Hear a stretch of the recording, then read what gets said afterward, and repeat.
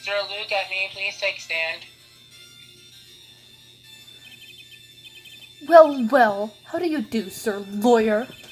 I never would have thought to see you acting so recklessly.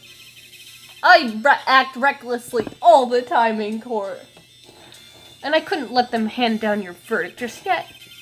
Not when it would have given you your perfect alibi. An alibi by the name of Mask Demaske. I'm sorry, I'm afraid even the great Luke Atmey has no idea what you mean. Of course, I have been in the next courtroom ever since 10 o'clock this morning. I'm afraid there's no way I could know what's been going on in here. You've been in the defendant's seat all day long, correct? Being tried as Mask Demaske? Indeed. It's truly child's play to fool the ignorant masses. Not only did the poor fools ask me to protect their valuables, they even gave me a generous award upon returning their own property to them. Take this red diamond ring that sparkles upon my divine finger for example. So you can continue to insist that you are, in fact, Mask Demaske? Of course. Very well done. Whoa. Answer question. Let's get down with a simple question. Because that's all you can handle. I would complain, but I know you're going to just answer, oh no, you're not allowed to eat in the courtroom, but everyone else is allowed to.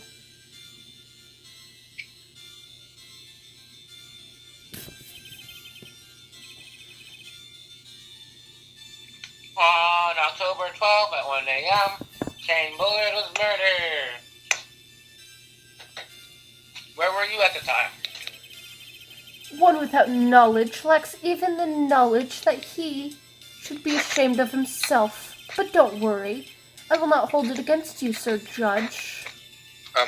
Thanks. Alright, Mr. Atmey. The night of the murder. Speak. We're listening. As you wish, Sir Prosecutor.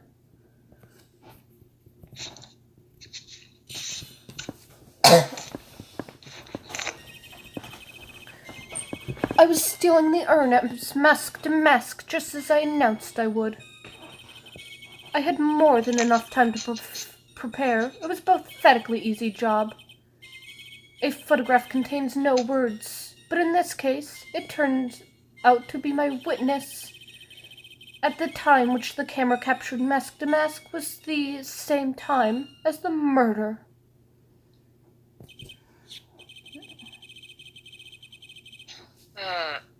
It seems the main point of discussion will be this. Everything else up until now was all part of his plan. There has to be a secret to this picture as well.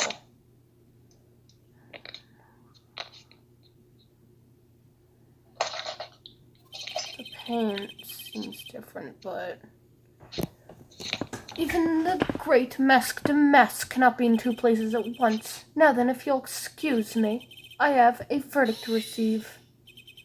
Unfortunately, Mr. Atmey, we still have to do your cross-examination.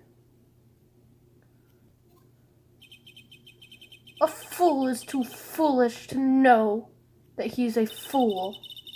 I think he's trying to say that you're full of it, Nick. And also he's reminding me of someone. Yeah. The only thing that's full of it is his alibi.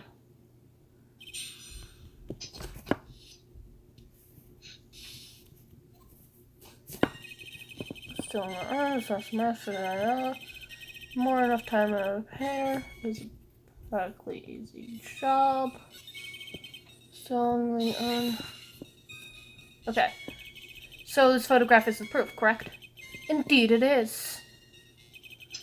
And the man in the photo is certainly wearing a mask. That's why I'm called Mask Demaske. But conveniently, that also means there's no way to tell who this really is. What do you mean? Huh. Are you saying that this is not, in fact, Luke Atmey? That it could be an accomplice dressed up as Mask Demaske to create an alibi? Whoa. What an interesting idea. Are you saying that I, Lone Wolf Luke, had an accomplice? Luke Atmey was at KB security during the time of the murder. The Mask Demaske in this picture has to be a fake. And there really was an accomplice?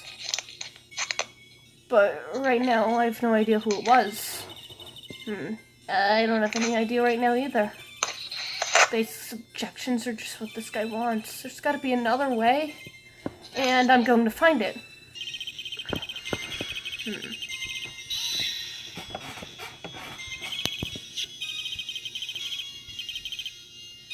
So, by photograph, you mean the one here, right? Indeed it is. That's it.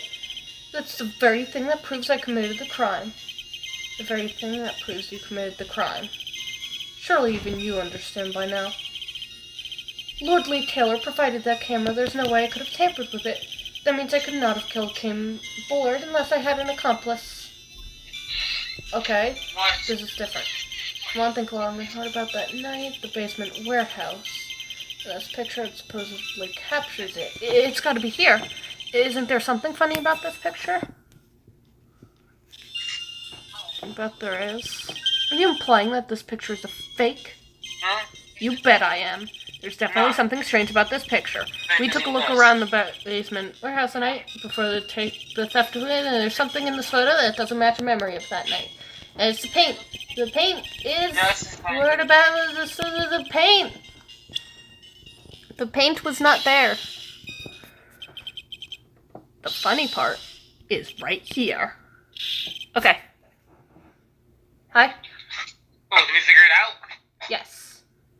Yeah, you figured it out. And the judge has a line. Why is this? That's a blood stain.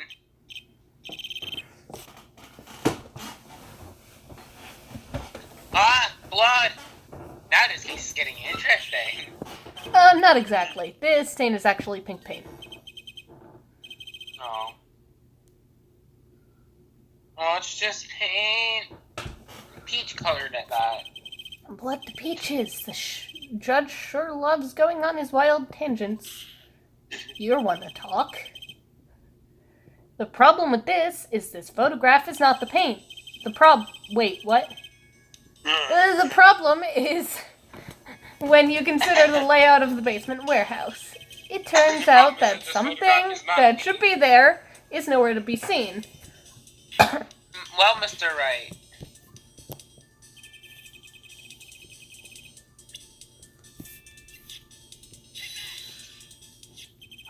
The supervisor of the treasure exhibit stated the following. Well, there's a good reason for that. On the day of the crime, around noon, the golden statue just so happened to arrive from Mountain Training Hall. I realized that the statue would be the perfect size for covering up the paint stains. That's why I put it there when you first saw it. I myself was there on the night the theft took place and saw the statue in that spot. If this picture was truly taken on that night, that statue should have been there.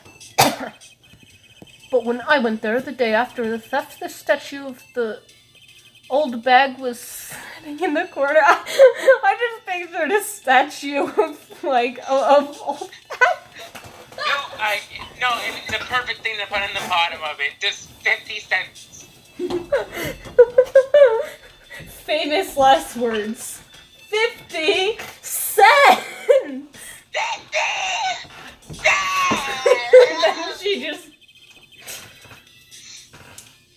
And then she just faints and dies. Oh my god. That's Apparently, the auto captions picked up at one point. Yesterday I was alive. As in, I guess she had died the day before. Or she died. I don't know. Anyways. Die that day. Let's continue. I want to finish this case and get to the next one. Okay. Okay. Perhaps somehow. Oh, Your Honor, the statue is slightly larger than yourself and quite heavy. It would take more than an accidental push to move that thing. Huh, in that case, can you prove it? Can you give us the rhyme and reason as to why that statue was moved that night? Can you do it, Nick? Never mind who moved it. The real question is, why did they move it?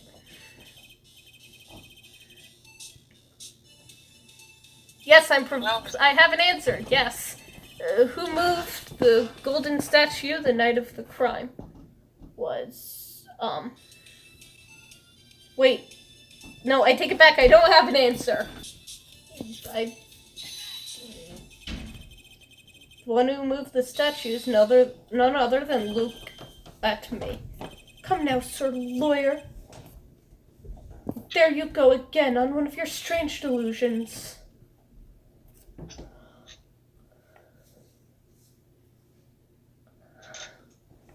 Hi. Mr. Wright, what bias do you have for strange delusions? It's very simple. The witness was the only one in the basement warehouse that night. That is indeed very simple. However, why would I want to move a heavy golden statue? The reason for moving the golden statue. Here's where a battle really begins. Okay. Reason. Okay. Judge. Judge? Yes. What reason do you have to move it? I tried to put my finger over, to get ready to press it when you were done, and then... The reason can be found here in this photograph. Look at me. You pretended to be Mask Demaske to create an alibi by showing you were at Lordly Taylor that night. But this photograph contains a single fatal flaw. If the statue had been there, your lie would have been exposed like a cheap film at a drugstore. That is why you moved the statue. Single fatal flaw, let me guess. I need to point it out. Yep, of course. Just where is this flaw? Time stamp. Naturally, the line in the photo is the timestamp. What do you mean? I'll tell you exactly what I mean. On the night in question, Luke Atmey went to KD Security and murdered Ken Bullard. Therefore, it's obvious it would have been impossible for him to be at Lordly Taylor at this time. But what does that have to do with the statue being moved? Remember, if you will, Your Honor, when was the statue placed beside the warehouse door? Well, the statue was taken down to the warehouse the day of the crime. It was placed there in order to cover up the paint.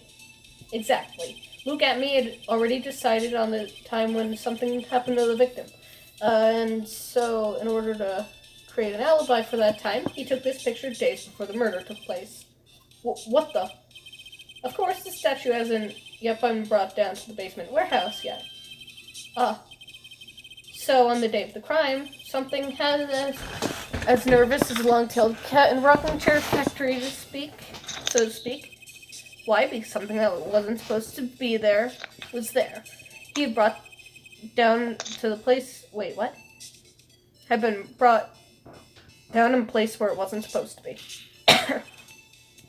And that is why Luke Atmey had to move the statue on the night of the murder. He did it to make sure the room matched the way it had been in the photo. Sure. Gwa! Okay. Hi? Order. Mr. Atmey, is this true? One moment, Your Honor. Have you forgotten this? What's that? The data for the basement warehouse computer. According to this, the camera did indeed go off on the night of the crime. But that, he could have faked. Yes. Remember the conversation Maya and Phoenix had about that? What? because they were saying, like, that, they were saying that that wasn't real proof of anything because he could have faked that. The real proof was the camera, and that's why it took so long for us to get to this point. So, the record itself means nothing. According to this, the camera did indeed go off the night of the crime. It's true that the camera had been set up by the Lord Lee Taylor staff. However, the program used to manage that data was yours. That alone would have allowed you to tamper with the data.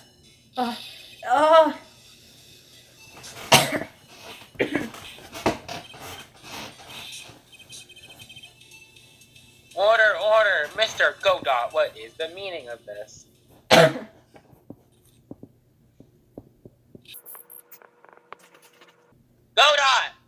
I warned you about making me wait. Now put that coffee down. Hypocrite! My 11th cup. I promised to drink no more than 17 during the trial, which means I'm still good to the last drop. Oh, something. The defense has a good point, I think he said. A good point? So what? We are all but travelers on the road for points. I think you've got your points mixed up with your other points. So you say this photograph was taken ahead of time, and that the statue was moved in order to make a match? That's a very interesting idea. However, there's one point that can't be denied. Which is? That it's only a possibility. Men are trapped by the change of maybe. Can never reach their dream. It's very true. No way, don't fall for that, Your Honor. Hey, Mr. Demaske. Yes? If there's no funny business in your actions as Mask Demaske, there should be no problem with you telling us your strategy. So let's hear it. Please provide this court with testimony. Okay, then.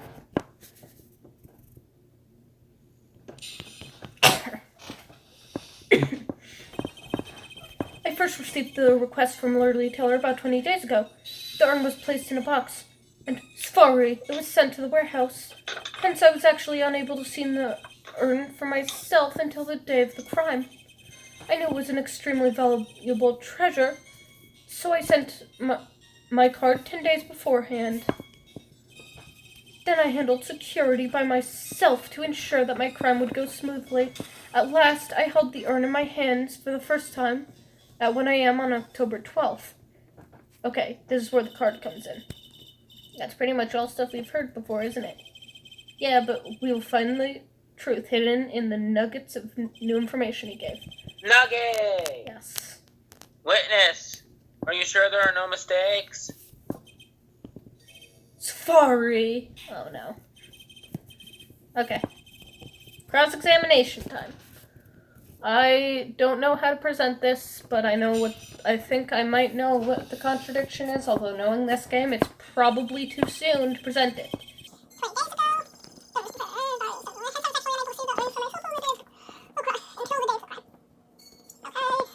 Calling card?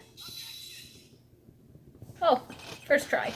Mr. Atmey, if you really are Mask Demaske, then you also read this calling card, correct? But of course. Is there a problem with the calling card? Allow me to read a passage from the calling card that Mask Demaske had written. Take good care of this speckled urn.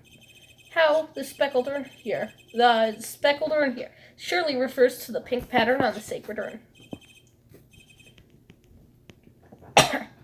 Yes. Is that true? But what so? Truth be told, there is no way the Mask Demaske could have known about this pattern.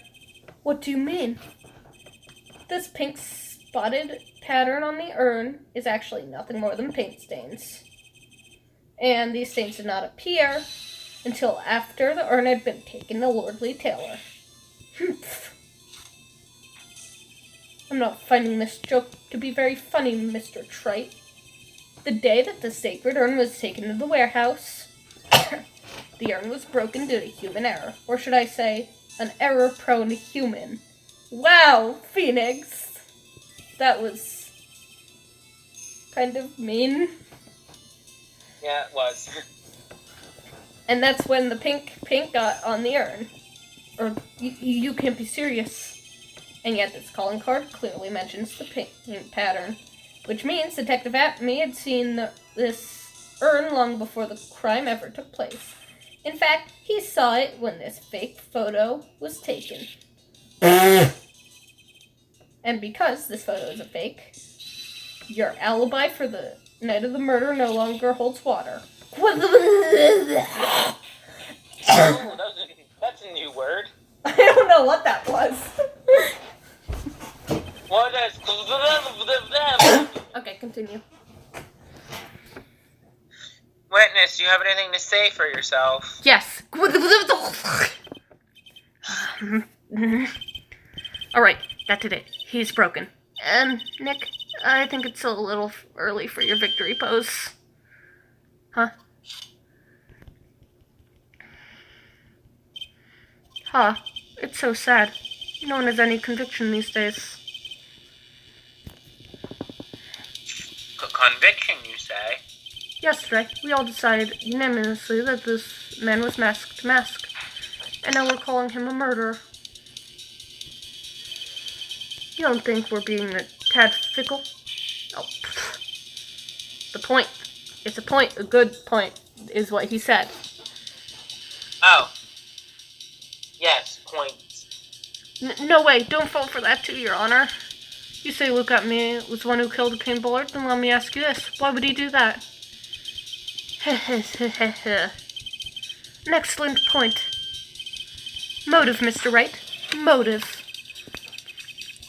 Something. Nick, he's getting a second wind.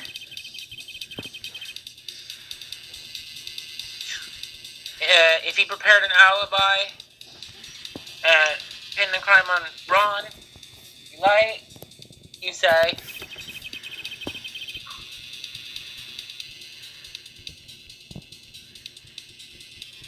He must have a strong motive for murder. The only one with any motive we've seen is Ron Delight. Isn't that right, Detective? Indeed, according to my own research, the boy's motive is clear. Okay. You have everything saved, right? Oh, I'll save plenty of times. Yeah, I know. Okay. Continue. Now then, maybe enlighten us on the defendant's motives. Thank you, Sir Oldtimer. They're doing everything they can to make Ron look suspicious. Despite our lack of hard information, this may be our only chance. Okay, motive for murder. Luke Atmey, had no points of contact with the victim whatsoever. Kane Bullard decided to investigate Mask Demaske and simply mistook who he was. It was Mr. Bullard who wrote the blackmail letter and sent it to Ron Delight. And it was again Mr. Bullard who harbored a grudge against Mr. Delight for his betrayal. Mr. Bullard's mistake is quite excusable. The defendant truly believes he is Mask Demaske. That is why Mr. Delight saw it fit to kill Kane Bullard. Such a tragedy. Aww.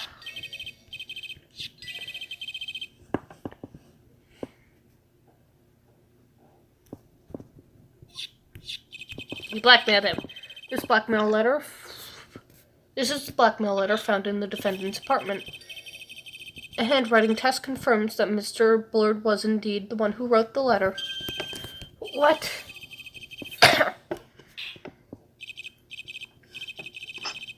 Cross-examination.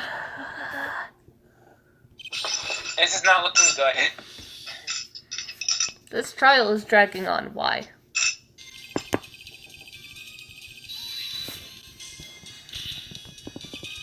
And who in the world is going to prove that? I will. After doing a thorough background check of Detective Atmey and Kane Bullard, we were unable to find any links between them. It's all in the report. Perhaps they were connected, though. Through their work. Both involved in security. Nope. That was one. In any case, the only one with a motive was Mr. Delight.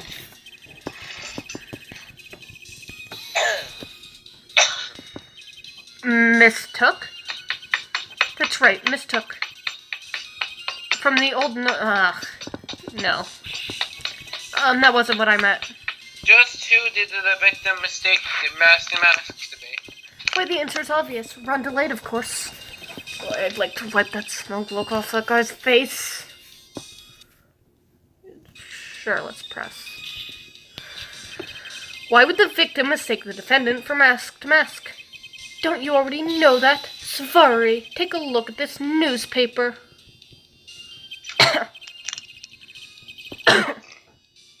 Okay. Oh. And there's a famous tear of emotion. Sure. That photo shows a magnificent detective as well, does it not? Furthermore, it also shows an ugly guard, namely, the defendant. The defendant? The victim clearly misread this article, and Svari, he got the wrong impression. The impression that the ugly security guard was in fact Mask Demaske. I see. That was an unusually reasonable deduction.